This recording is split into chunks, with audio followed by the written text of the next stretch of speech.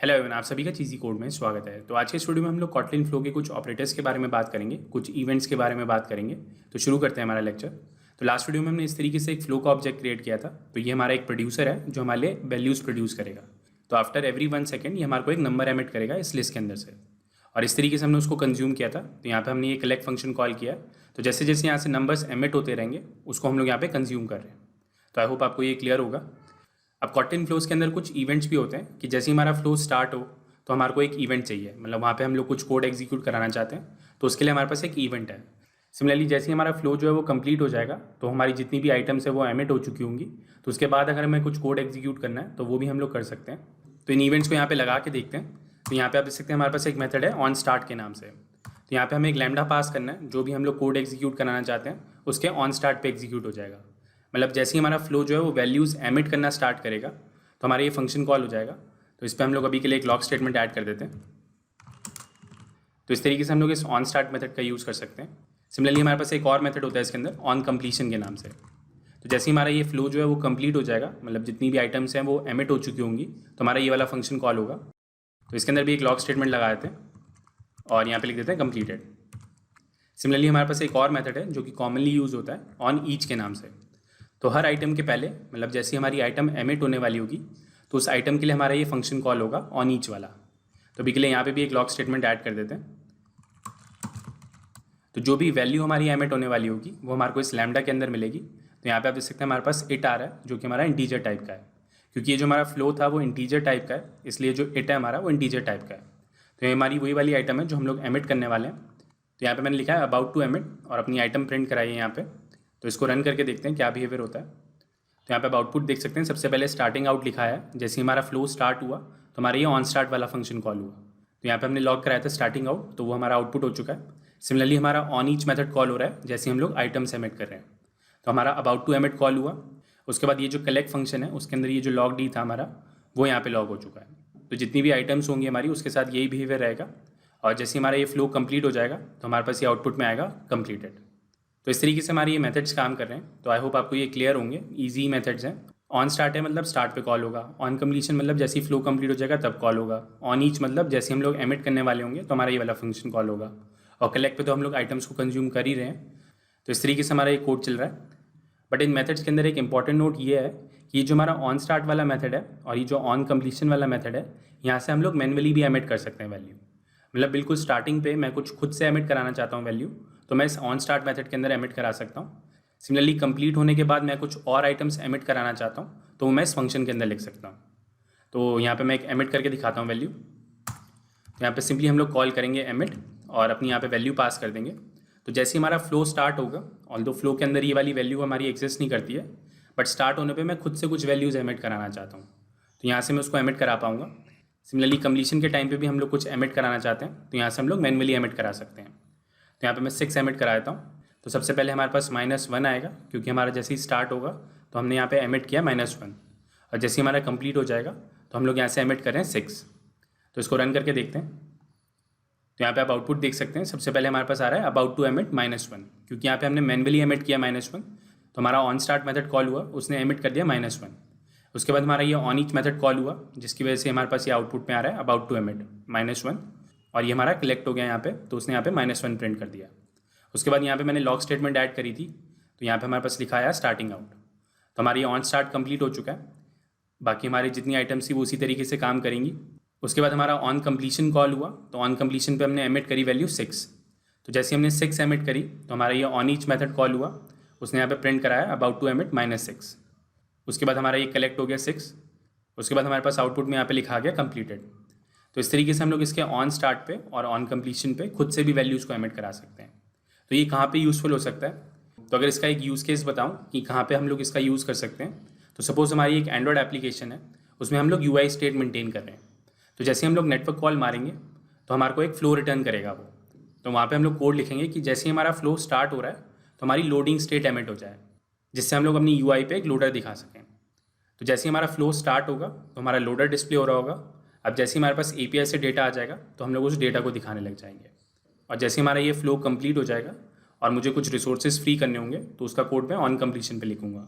तो सिंपल सा लॉजिक है, फ्लो स्टार्ट होगा तो आपकी लोडिंग स्टेट एमिट हो जाएगी, उसके बाद आपका डेटा आ जाएगा। अब जैसे ही हमारा डेटा कंप्लीट हो जाएगा तो जितना भी हमारा क्लीनअप का काम है वो हम ऑन कंप्लीशन पे करेंगे। तो इस तरीके से हम लोग इन मेथड्स का यूज़ करते हैं। तो आगे बढ़ते हैं और कुछ और चीज़ें देखते हैं इसके बारे में। तो इस कोड को मैं ऐसे रिमूव कर देता हूँ और फ्लोज़ के कुछ ऑपरेटर्स के बारे में बात करते हैं। तो फ्लोज़ में हमारे पास दो तरीके के ऑपरेटर्स होते हैं, एक हमारे पास टर्मिनल ऑपरेटर होता है, एक हमारे पास नॉन टर्मिनल ऑपरेटर होता है। तो जो टर्मिनल ऑपरेटर्स होते हैं हमारे, वो हमारे फ्लो को स्टार्ट करते हैं, मतलब हमारे फ्लो का जो कंजम्पशन है वो उन टर्मिनल ऑपरेटर्स की वजह से ही होता है। तो ये जो हमारा कलेक्ट वाला फंक्शन है ये हमारा एक टर्मिनल ऑपरेटर है। तो अगर मैं इस पर कंट्रोल क्लिक करता हूँ तो यहाँ पे आप देख सकते हैं हमारा एक सस्पेंड फंक्शन है।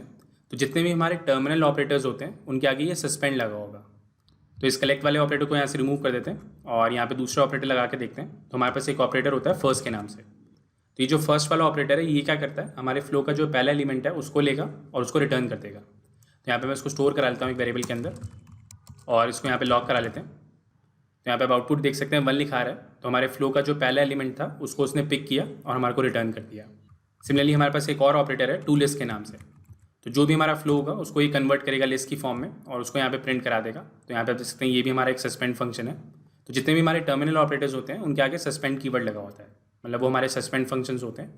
तो अगर इसको रन करते हैं तो यहाँ पे आप आउटपुट देख सकते हैं हमारी लिस्ट जो है पूरी प्रिंट हो चुकी है। तो सिंपली होगा क्या, जितनी भी हमारी लिस्ट है वो पहले उसको कंज्यूम करेगा, मतलब जितने भी हमारे फ्लो के एलिमेंट्स उसको कंज्यूम करेगा, उसको एक लिस्ट में कन्वर्ट करेगा, उसके बाद हमारे को आउटपुट देगा। तो जब तक हमारी पूरी लिस्ट यहाँ पे कंज्यूम नहीं हो जाती है तब तक ये हमारा सस्पेंडेड स्टेट में ही रहेगा। तो इस तरीके से हमारे टर्मिनल ऑपरेटर्स काम करते हैं। तो जनरली हम लोग कलेक्ट फंक्शन का ही यूज़ करते हैं। तो कलेक्ट के भी डिफरेंट वेरिएंट्स हैं, उसको आगे कवर करेंगे, बट मोस्टली हम लोग कलेक्ट का ही यूज़ कर रहे होते हैं। तो आगे बढ़ते हैं और नॉन टर्मिनल ऑपरेटर्स के बारे में बात करते हैं। तो इस कोड को मैं ऐसे रिवर्ट कर देता हूँ और यहाँ पे कलेक्ट वाला कोड ही लिख देते हैं। तो फ्लोज में हमारे पास बहुत सारे नॉन टर्मिनल ऑपरेटर्स हैं। तो यहाँ पे कुछ कॉमन ऑपरेटर्स देखते हैं। तो हमारे पास एक मेथड है यहाँ पे मैप के नाम से। तो बेसिकली ये मैप ऑपरेटर क्या करता है, आपके एक ऑब्जेक्ट को दूसरे ऑब्जेक्ट में मैप करता है। मतलब यहाँ पे आपके पास एक फॉर्म में डेटा आएगा, उसको आप कन्वर्ट करना चाहते हो दूसरी फॉर्म में। तो सपोज़ मेरे पास API से कुछ रिस्पॉन्स आ रहा है, मुझे उसको कन्वर्ट करना है जिससे मैं उसको UI पे दिखा सकूँ। तो मैं उसको मैप कर दूंगा दूसरे ऑब्जेक्ट के अंदर। तो सपोज़ यहाँ पे मैं इसको मैप कर देता हूँ इट इंटू 2। तो जो भी मेरे पास नंबर्स आएंगे उसको मैं यहाँ पे मल्टीप्लाई बाय 2 कर दूंगा।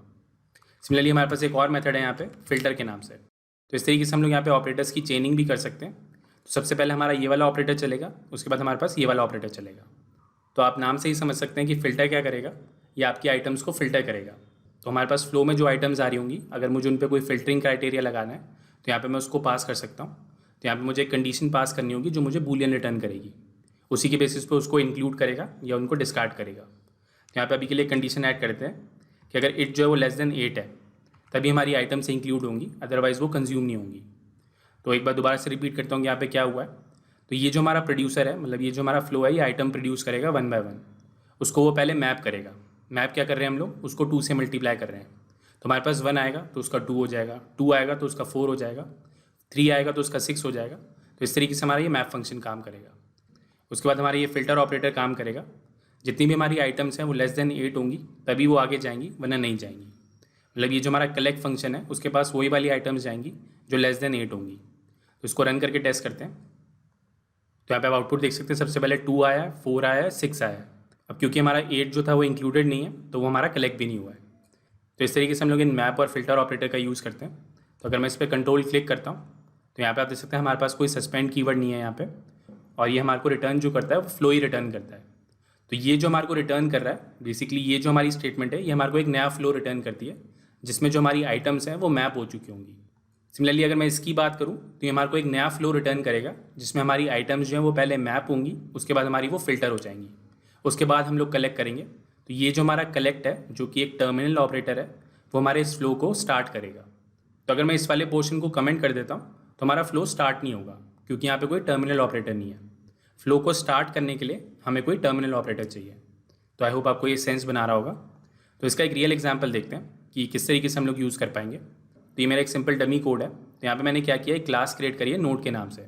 उसके अंदर हमारे पास ये वाली फील्ड्स हैं, एक ID है, इज एक्टिव का फ्लैग है, टाइटल है और डिस्क्रिप्शन है। सिमिलरली हमारे पास एक क्लास है फॉर्मेटेड नोड की जो हम लोग अपनी UI पे शो करेंगे। तो इस फॉर्मेटेड नोड के अंदर हमारे पास ये 3 प्रॉपर्टीज़ हैं, इज एक्टिव की प्रॉपर्टी है, टाइटल की प्रॉपर्टी और डिस्क्रिप्शन की प्रॉपर्टी। अब हमारी UI की रिक्वायरमेंट ये है कि जितने भी टाइटल्स हैं मेरे उसको मुझे अपर केस में शो करना है, बट हमारा जो फ्लो है वो हमारे को ये नोड के ऑब्जेक्ट्स रिटर्न करेगा। मतलब ये मैंने एक सिंपल फंक्शन क्रिएट किया है जो हमारे को एक लिस्ट ऑफ नोट रिटर्न करेगा। तो अभी के लिए मान लेते हैं कि ये वाला जो डेटा है हमारा ये API से आ रहा है। तो इस तरीके से यहाँ पे मैंने नोड के ऑब्जेक्ट क्रिएट किए हैं, मतलब API से हमें नोड का ऑब्जेक्ट आ रहा है। तो यहाँ पे मुझे मैप करना होगा इसको फॉर्मेटेड नोड के अंदर, जिससे मैं उसको अपनी UI पे कंज्यूम कर पाऊँ। अब यहाँ पे हमारे जो टाइटल्स हैं वो हमारे इस वाले फॉर्मेट में हैं, तो मैं चाहता हूँ कि मैं इनको अपर केस में कन्वर्ट कर दूँ, और यहाँ पे मैं एक फ़िल्टर भी लगाना चाहता हूँ कि हमारे सिर्फ एक्टिव नोट्स ही दिखें। तो देखते हैं उसके लिए क्या करेंगे। तो यहाँ पे ये एक इंपॉर्टेंट नोट है, अगर मुझे अपनी लिस्ट को एक फ़्लो में कन्वर्ट करना है तो हमारे पास एक बिल्डर होता है यहाँ पे एज फ्लो के नाम से, तो वो हमारी इस लिस्ट को कन्वर्ट कर देगा फ्लो की फॉर्मेट में। तो इस तरीके से भी हम लोग एक फ़्लो क्रिएट कर सकते हैं। तो सिंपली इस कोड को मैं ऐसे रिमूव कर देता हूँ और यहाँ पे फंक्शन कॉल करेंगे गेट नोट्स। तो ये हमारे को एक फ़्लो रिटर्न करेगा। तो यहाँ पे मैं एक मैप फंक्शन क्रिएट करता हूँ। अब इस मैप के अंदर हमारे पास नोड का ऑब्जेक्ट आ रहा है, इसको मुझे कन्वर्ट करना है फॉर्मेटेड नोड के अंदर। तो यहाँ पे मैं एक फॉर्मेटेड नोड का ऑब्जेक्ट बनाऊंगा और जो भी मुझे प्रॉपर्टी सेट करनी है उनको यहाँ पे सेट कर दूंगा। तो सिंपली यहाँ पे मैं पास करूँगा it.isActive, और इस केस में मुझे जो टाइटल है वो अपर केस में पास करना है, क्योंकि जो हमारा ये फॉर्मेटेड नोट है ये हमारी UI पे डिस्प्ले होगा। तो मैं चाहता हूँ कि जो हमारी UI पे टाइटल्स आएंगे वो अपर केस में आए। तो हम लोग सिंपली क्या करेंगे, it.title. यहाँ पे अपर केस वाला फंक्शन कॉल कर देंगे, तो हमारे टाइटल को अपर केस में कर देगा। और डिस्क्रिप्शन के लिए हम लोग सिंपली यहाँ पे it.description का यूज़ कर लेंगे। तो बेसिकली हमने क्या किया है, जो हमारे पास API से डेटा आ रहा है उसको मैप कर दिया है एक नए फॉर्मेट के अंदर। तो इस तरीके से हम लोग इस मैप फंक्शन का यूज़ करते हैं। उसके बाद मुझे यहाँ पे फ़िल्टर भी लगाना है कि हमारे सिर्फ एक्टिव नोट्स ही आएँ। तो यहाँ पे मैं इस फ़िल्टर फंक्शन का यूज़ करूँगा और यहाँ पे ये चेक लगा दूंगा कि अगर इस एक्टिव है तभी हमारे ये फ़िल्टर होंगे, अदरवाइज़ नहीं। उसके बाद यहाँ पे हम लोग इस कलेक्ट फंक्शन का यूज़ करेंगे और यहाँ पे मैं एक लॉग स्टेटमेंट लगा देता हूँ। तो इस तरीके से हमारा ये फ्लो काम करेगा। तो आई होप आपको ये क्लियर हो रहा होगा। तो अगर इसको रन करते हैं तो यहाँ पे आप आउटपुट देख सकते हैं, सिर्फ एक्टिव वाले ही आ रहे हैं हमारे पास, और यहाँ पे जो टाइटल है हमारे ये अपर केस में हो चुके हैं। तो इस तरीके से हम लोग इन ऑपरेटर्स का यूज़ करते हैं। तो आई होप आपको ये क्लियर हो रहा होगा। तो आगे बढ़ते हैं और एक लास्ट चीज़ देखते हैं इसमें। तो फ्लो API के अंदर बहुत सारे ऑपरेटर्स हैं जिनका आप यूज़ कर सकते हैं। तो जो भी आपके सिनेरियो को सूट करे उसके बारे में आप डॉक्यूमेंटेशन पढ़ सकते हैं इसकी, बट ये कुछ कॉमन ऑपरेटर्स हैं जैसे कि मैप हो गया, फ़िल्टर हो गया। तो इस तरीके से ये ऑपरेटर्स काम करते हैं। तो एक लास्ट ऑपरेटर देखते हैं, बफर वाला। तो इस कोड को मैं ऐसे रिमूव कर देता हूँ।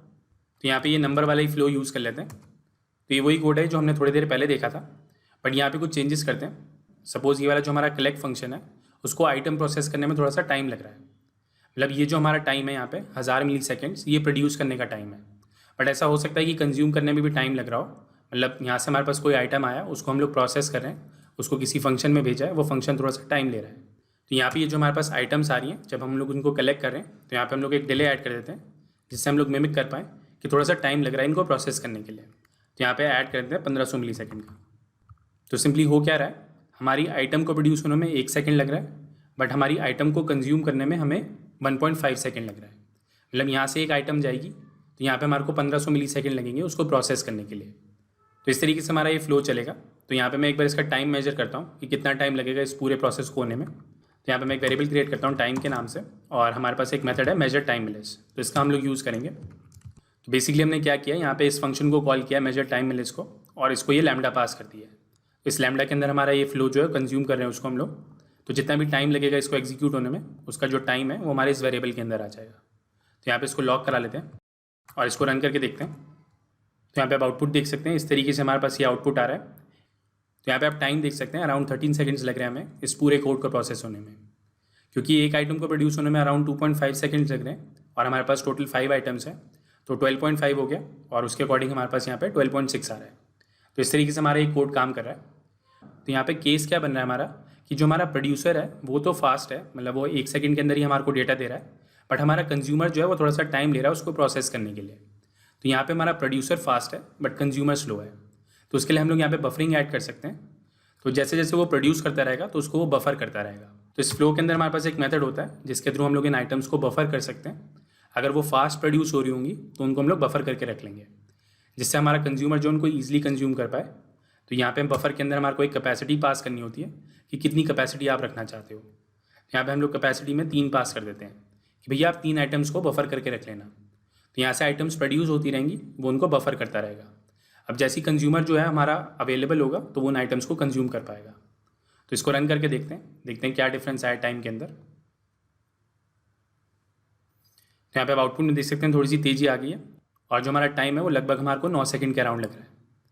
तो हमारा प्रोसेस जो थोड़ा सा तेज़ हो चुका है, क्योंकि हमारा कंज्यूमर स्लो था यहाँ पे, तो हम लोग इस बफर का यूज़ कर सकते हैं कि हमारा प्रोड्यूसर बहुत तेज़ी से प्रोड्यूस कर रहा है, तो उन आइटम्स को हमने बफर कर लिया, तो इससे जो हमारा कोड है थोड़ा सा फास्ट हो जाएगा। तो इस तरीके से हम लोग इस बफर का यूज़ करते हैं। तो आई होप आपको ये बफर का कॉन्सेप्ट क्लियर हुआ होगा।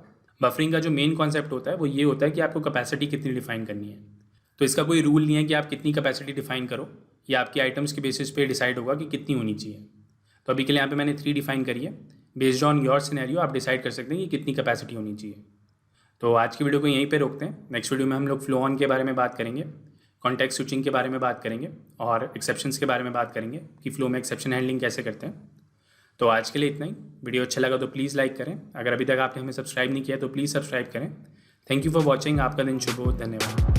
ये लैंग्वेज भी सीख लो, वो लैंग्वेज भी सीख लो, जीवन एक रेस है, ऊपर चढ़ना सीख लो, हो जाए जब सब कुछ खुद बनना सीख लो, उठा के बस्ता नाप के रास्ता हर कोई चला है आईटी में, आईटी में,